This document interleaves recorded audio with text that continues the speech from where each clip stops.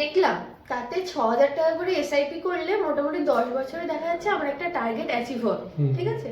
কিন্তু 6,000 টাকা তো এই মুহূর্তে আমি স্টার্ট করতে পারবো না, সামনে 2-3 মাস একটুখানি প্রবলেম আছে।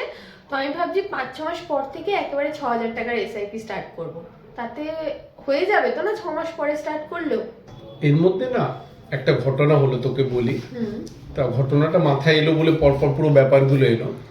আমি গত রোববার বৌদিকে নিয়ে বাজারে গেছি। ও মাঝে মাঝে অফ থাকলে যায় আমার সাথে, মানে যেতে চায়। এবার আমি সময় দিতে পারি না, তো সেদিনকে অফ ছিল, ওকে নিয়ে বাজারে গেছি। তো বাজারে সবজি কিনতে কিনতে আমি দেখলাম সবজি 450 টাকার কেনা হয়ে গেল।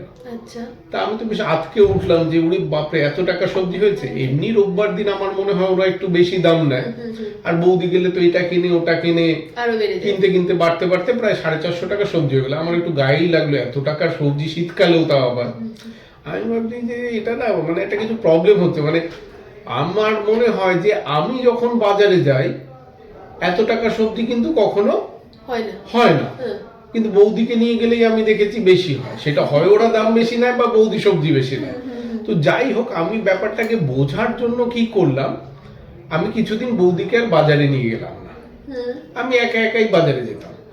তো একা একা বাজারে যেতাম মানে ধর অল্প অল্প করে রোজ জিনিস আনতাম।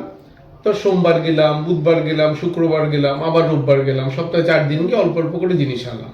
কিন্তু আলটিমেটলি সপ্তাহের শেষে গিয়ে ক্যালকুলেশন করে দেখলাম, ধর আমি যে এই 4 দিন সবজি কিনেছি, প্রতিদিন অল্প অল্প করেই কিনেছি, কিন্তু তাতে দেখা যাচ্ছে 100 টাকা করে কিনলেও ওই 4 দিনে 400 টাকারই কিনেছি আমি। কিন্তু রোজ কিনছি আর অল্প অল্প করে কিনছি বলে আমার মনে হচ্ছে অনেক কম হচ্ছে। আর বৌদিকে নিয়ে রোববার গেলেও একবারে 450-500 টাকার কিনছি, আমার তখন মাথায় হাত হয়ে যাচ্ছে। তার মানে কি হচ্ছে, আলটিমেটলি ব্যাপারটা একই হচ্ছে, কিন্তু আমি ওটাকে ভেঙে ভেঙে সবজিটা কিনছি বলে আমার টাকাটা কম দিতে হচ্ছে বলে আমার মনে হচ্ছে অনেক কমে আমি সবজিটা পাচ্ছি। আর ওকে নিয়ে গেলে একবারে কিনছি বলে অনেকটা বেশি দিতে হচ্ছে। এবার কেন তোকে আমি গল্পটা বললাম, রিসেন্টলি হয়েছে যে আমরা বেশ কিছু কাস্টমারকে তার টার্গেট অনুযায়ী ধর প্ল্যান করে দিয়ে এসেছি, যে তার রিটায়ারমেন্ট পারপাসে হোক, বাচ্চার এডুকেশনের জন্য হোক, এত টাকার এসআইপি করলে এতটা অ্যামাউন্টে গিয়ে পৌঁছবে, যেটা হয় আমরা করি। কিন্তু তাতে দেখা যাচ্ছে যে কাস্টমাররা অতটা অ্যামাউন্ট একবারে দেখে পুরো এসআইপিটা করাই বন্ধ করে দিচ্ছে। মানে হয় তাদের মাথায় ক্যালকুলেশন চলছে যে আমি এখন তো অতটা পারবো না, যে একবারে ধর কাউকে 25,000 টাকার একটা টার্গেট দেওয়া হলো, সে ভাবছে 25,000 টাকাটা আমি যবে থেকে চালু করতে পারবো তবে থেকে স্টার্ট করবো। একদমই তাই, ঠিক আছে। কিন্তু যেটা বলার বক্তব্য হচ্ছে, ওই সবজি কেনার মতো একবারে যদি স্টার্ট করতে নাও পারে, আমার মনে হয় যে তার অল্প অল্প করে স্টার্ট করে দেওয়া উচিত।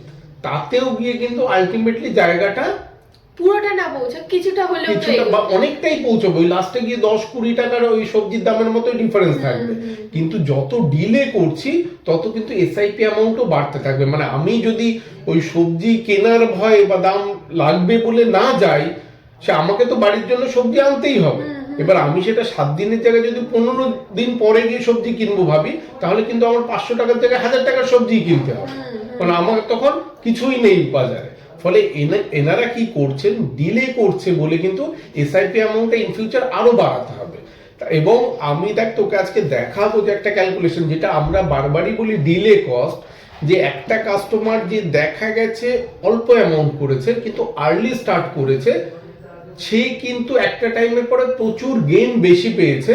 হুইলাস যে 5 বছর পরে বেশি টাকার এসআইপি স্টার্ট করেছে এবং একই টাইমে গিয়ে যদি শেষ করেছে, তাহলে দেখা যাচ্ছে যে পরে করছে বেশি অ্যামাউন্ট দিয়ে করছে, সে কিন্তু অতটা টাকা করতে পারছে না যতটা যে আর্লি স্টার্ট করছে এবং অল্প অ্যামাউন্টের করছে। রিটার্নটা অল্প করলেও কিন্তু রিটার্নটা বেশি হচ্ছে, জাস্ট টাইমটা বেশি দিচ্ছে। একদম, মিউচুয়াল ফান্ডে কিন্তু টাইমটা বেশি ভাইটাল দেখা যাচ্ছে অ্যামাউন্টের থেকে।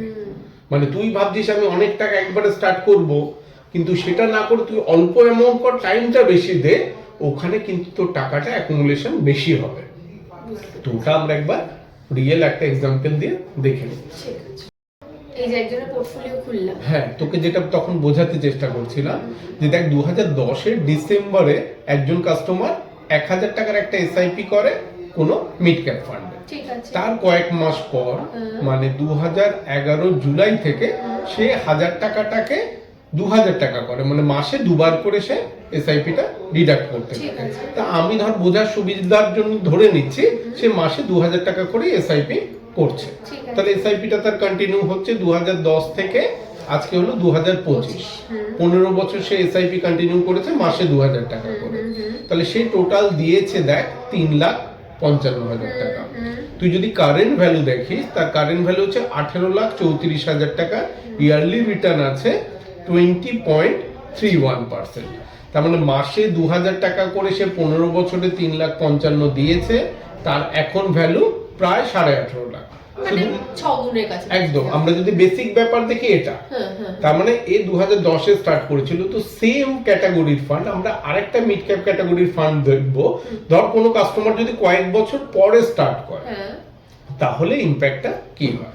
আচ্ছা আচ্ছা, এই সেম ক্যাটাগরি ফান্ড মিড ক্যাপে এটা 2021 এ, এবং দেখ এই কাস্টমারটা কিন্তু শুধু যে এসআইপি অ্যামাউন্ট বেশি স্টার্ট করেছিল তা না, সে প্রথমে 5,000 টাকা করে এসআইপি স্টার্ট করেছিল, তাছাড়া অনেক লামসামও কিনেছে, মাঝে মাঝে দেখ 21,000, 39,000, 22,000, মানে যখন যেখান থেকে যা পেয়েছে উনি লামসাম কিনেছে করেছে, যেটা কিন্তু আমরা আগের ফান্ডে দেখেছিলাম উনি শুধু এসআইপি করেছেন, ইনি এসআইপিও করেছেন, লামসাম করেছে। আগের ফান্ডে 2000 টাকার এসআইপি ছিল, এখানে 5,000 টাকার এসআইপি প্লাস অনেক লামসাম ইনভেস্টমেন্ট আছে, তাতে গিয়ে দেখা যাচ্ছে দেখ টোটাল উনি ইনভেস্টমেন্ট করেছেন 2017 থেকে 25, মানে 8 বছরে 3,18,000।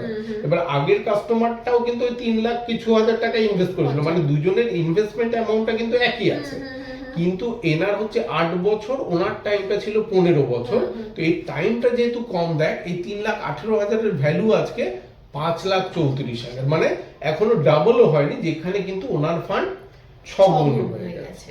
তো এটাই আমি তোকে ওই বাজারের এক্সাম্পলটা দিয়ে বোঝাতে চেষ্টা করলাম যে আলটিমেটলি বেশি করে ইনভেস্টমেন্ট একবারে স্টার্ট করব করার থেকে যেটুকু যার ক্ষমতা স্টার্টটা করে দেওয়া উচিত। টাইমটা এখানে ভাইটাল, যে যত টাইম ইনভেস্টমেন্টের পিছনে দেবে তার রিটার্নটা কিন্তু ইনভেস্টমেন্ট টাইমের উপরে আসবে, অ্যামাউন্টটার পরে ক্যালকুলেশন হবে। তো স্টার্টটা যত তাড়াতাড়ি সম্ভব কাস্টমারের করে দেওয়া উচিত।